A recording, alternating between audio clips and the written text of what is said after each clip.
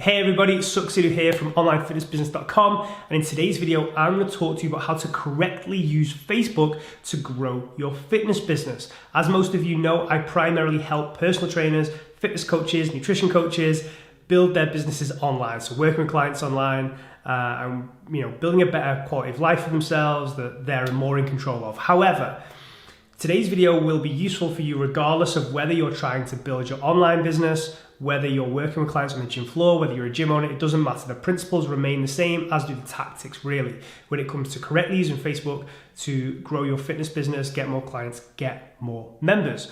Before we go any further, don't forget to subscribe to the video, click the button somewhere down here, and then when you've clicked it, a little bell will pop up, click that, and then you'll get notified every time I post a new video. Let's get stuck in. So in terms of what we're going to be covering, we're going to be covering your personal Facebook profile, talking about content that you should be publishing, talking about Facebook groups, your own and other people's, and how to use them to generate clients.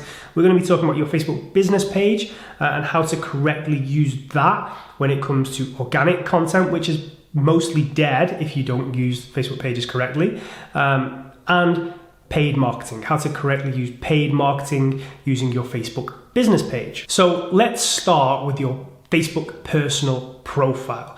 And the reason we start here is because it just provides you with an amazing opportunity to pick off lots of low-hanging fruit, because the people you're connected to on your personal profile are often already friends or within your network, so they know you already, they like you already, they trust you already. So as a company, you don't have to do all that in order to sell to people. You've already got those relationships. So they just need to be made aware of how you can help them. And once you start doing that, you can make call to actions and offer your services to them, and they're far more likely, especially at the beginning of your journey using Facebook to grow your business, to take you up on those offers. So I highly recommend using your Facebook personal profile for work. How do you do this? Step one is using your newsfeed, publishing content. The things you have to remember are that you need to use the platform as it was intended, and that is sharing life stuff. Remember, Facebook is there to connect you to the people that you know. So you still have to post life stuff, whether it's going on a walk, spending time with your family, going out for drinks, going on holiday, exciting news, that things that have happened to you. All of that stuff is important, and it's important as part of your general marketing anyway on any platform when you're building a personal brand and people want to know about what you value, what's important to you, who you are as a person, which they often do before they buy from you. So step one, make sure you publish content every single day on Facebook, on your personal Facebook profile. That can be a mixture of written posts, images, videos, doesn't matter. Stick with wherever your strengths lie or do a mixture. Make sure that you continue to publish personal stuff as well as work stuff. And then when it comes to work stuff, make sure that isn't just spammy content every single day. So if you're posting every single day, it could be one day a personal post, the next day a work-related post, the next day a personal post, the next day a work-related post. And then after a while, just be very direct in your call to action. And when I say a while, a week or two, if you just start this today, after a week or two, be very direct in a call to action. Say, hey, I'm looking for 5 people who are interested in achieving X, Y, and Z. This is an online program or an in-person program, or it's for my gym, whatever it's for. Click the link below if you'd be interested in this. Right? Start being very direct, because you already have relationships with these people. You've started showing them and making them aware that you can actually help them. You're being frequent in your content. Just go out there and see if any of them are ready to buy from you. So that's the newsfeed. The other place that I want to talk about are groups. Facebook groups. The first one is your own Facebook group. Now, I want to warn you, Facebook groups, your own Facebook groups, can be a lot of work. So if you aren't willing, especially at first, to publish unique content in there every single day, you aren't willing to lead, you aren't willing to engage in the conversations that go on in there every single day, then don't do it. Your own Facebook group can be an incredibly powerful and high volume source of leads, clients, traffic, engagement. You can deepen the bond with your audience, but only if you use it correctly. And then if you don't, it can almost be a negative on your business. People will start talking about how bad the group is. So it's almost better to just not have one than have a poor one. When a Facebook group starts, when you start your own Facebook group, you will lead it. You'll be the only one posting it, the only one, if somebody else does ask a question, you'll be the only one answering the questions. But eventually over time, the goal is to make sure that other people start leading, other people start asking questions, other people start answering the questions.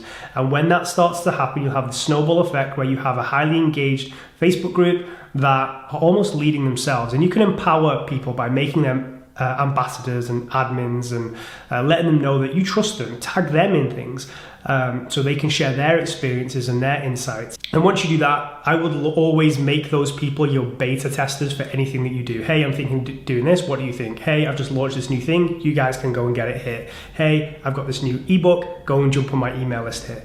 And they will be so receptive to anything that you offer them, as long as you don't do it constantly. But every month you could probably make a lot of sales and drive a lot of traffic from your own Facebook group, as long as you're willing to put the work in. And then we have other people's Facebook groups. Now, using other people's Facebook groups to grow your business can be done very poorly.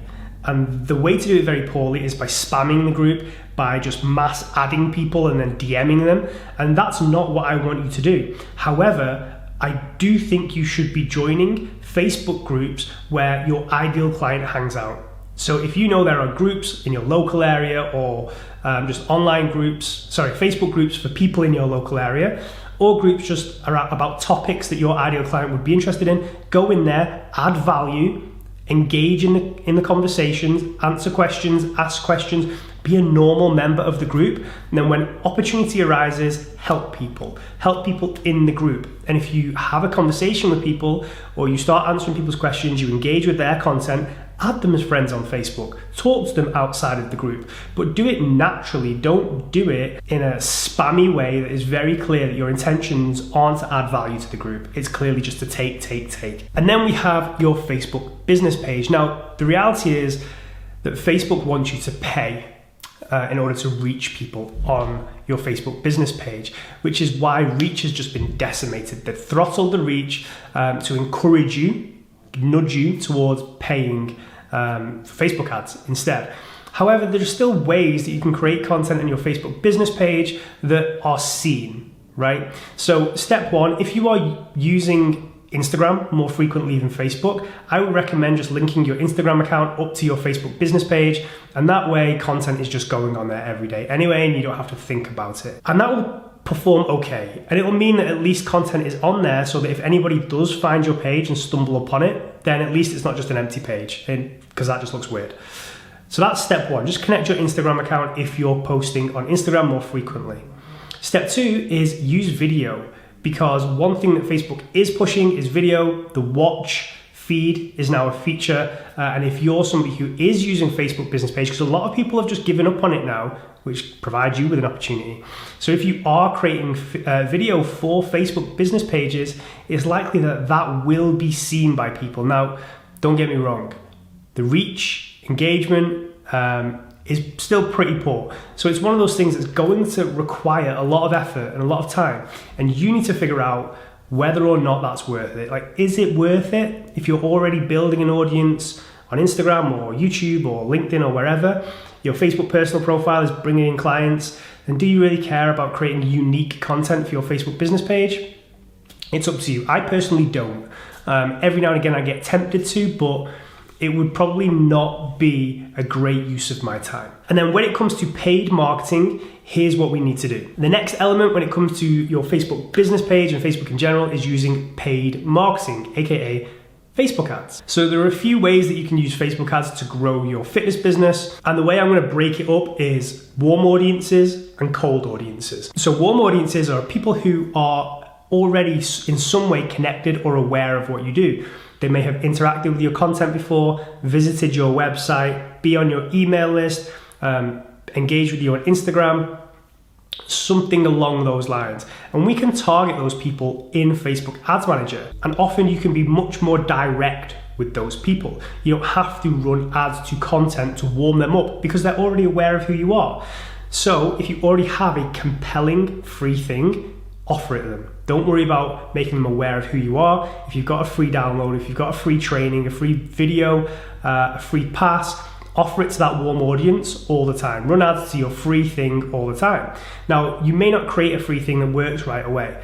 It's about testing it, testing different things. Once you've found a free thing that is working well with your warm audience, we can now start running campaigns to that cold audience. And that cold audience probably requires some warming up. So before we drive them straight to that free thing, which you could test, you could just drive them straight to that free thing and let's see how it performs. If it performs well, great, you've skipped a step.